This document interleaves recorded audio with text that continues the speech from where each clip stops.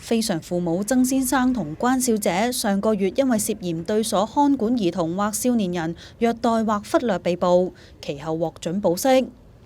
佢哋兩個星期五分別去到長沙灣警署同紅磡警署轉擔保。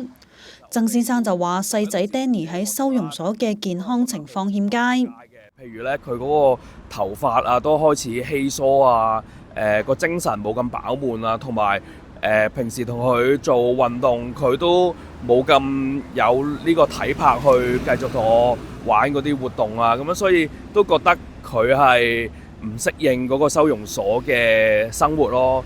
始終 BB 仔都係中意自由嘅生活啦，同埋都係中意父母愛錫嘅，咁佢都好中意人哋抱。譬如佢中意食緊人奶，食下時候喺媽媽嘅懷裡面安睡咁樣。其實呢啲專業嘅照顧都未必俾到佢咯。我哋主要係擔心呢樣嘢咯。曾先生就話社署增加佢哋嘅探視時數，去到每個星期2次，同每次個半鐘，證明署方對佢哋嘅評估正面。佢哋會積極配合，希望釋除社署嘅疑慮。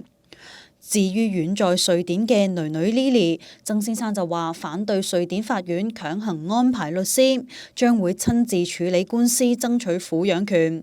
佢亦都盼望 Lily 可以返到香港一家團聚。